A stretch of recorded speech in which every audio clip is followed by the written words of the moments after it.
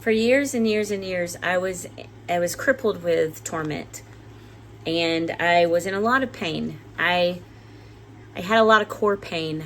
I was angry, filled with rage, very confused, a lot of ambivalence, and lots of anxiety and worry and fear and all of it, just all of it. I was riddled with all of it.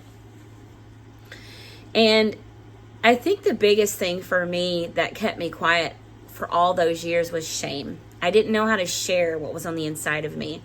And so I began to perform. I became a great performer. I was really good at religious performance. And then I said, I'm really good at this, and I can be anything that people need me to be. I can put on any mask. I can match any personality. And then one day I realized that wasn't working for me, and I completely fell apart. I came completely undone. But it was in a safe place that happened to me. So if you're someone who can relate to that, and you find yourself coming unraveled, coming undone, whether it's through friendship, maybe alone, maybe just because you can't hide anymore. For me, it was in a marriage. It was when I married my husband, Aaron, that I began to just kind of unravel and come undone and fall apart little by little, until one day it was just really, really messy, and it was ugly, and it was very messy. And we were told by our church family that they were not equipped to help us. And the pastor said, hurry up and get better so that I can hang out with Aaron. And so we ended up being very alone in our healing journey. So one of the reasons that I have brought The Way Out to you is because I know a lot of you are experiencing a lot of deep loneliness in your unraveling and in your journey. And maybe you're someone who's walking with someone who's been traumatized by childhood abuse. Maybe you haven't walked through childhood abuse, but you love someone deeply who has been, and her or his behavior is very sideways, and you're not real sure what to do. You want to help, but you don't know what to do. I want to encourage you that there's hope. There's hope for victory. There's hope for overcoming, and you can do it. And I'm telling you right now that if God can do it for me, honey, I was a mess. I will tell you that God can do it for you too.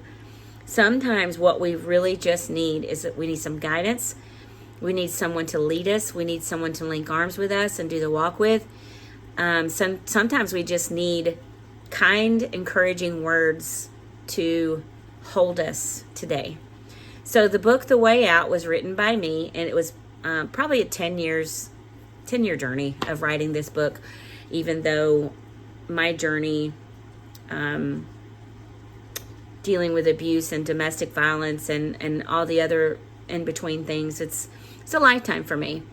And it's really hard. It's really hard to understand what people are going through that have experienced that as children. And so we just don't know how to help. And so often we leave. Often we abandon. I cannot do this. You are crazy. And so we just leave. But the truth of the matter is that she's not crazy. She was abused. And everyone abandoned her. And she's terrified. She's scared. And she was little. And no one protected her. So The Way Out is really a book about my personal experience, my own journey through healing.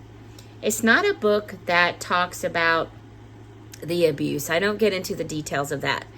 We do not dishonor. We do not talk about the morbid parts of abuse. But what you will see in this book is little things along the way that I did go through, what it was like for me, and then what Jesus did to help me out. So there will be parts about my experience, and then you will hear, there's an activation where you will hear me tell you about what Jesus did to bring me out of it. And then there are prayers and scripture references. And then also knowing that I have prayed for everyone who holds the book. Anyone who ever puts this book in their hands, I've prayed for you. I've prayed for healing. I've prayed for courage. I've prayed for you to step out and to be brave and to know that you are not alone and that you are deeply loved and you matter. You matter. You are so important and you are so valuable. And it's important that you embrace that about yourself. Psalm 139 says that he knew me. He knew you and he formed you in your mother's womb before the foundations of the earth were laid out. He knows every word before it leaves your mouth. He knows your thoughts. He knows your ways. He knows your patterns. He knows everything, and he knows the why. That's one thing that really encouraged me over the years is that, God, you know why I do what I do. You know. And that drew me closer to him. And so I would encourage you to go buy the book, like it, share it, buy someone else a book, and reach out to me. Let me know how you have been blessed, how you've been encouraged, how you've been healed. And also know that this is only the beginning. It is a lifetime journey.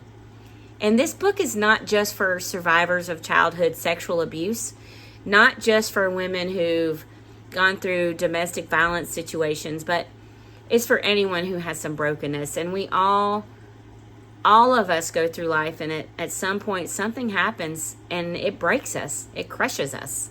So go get the book.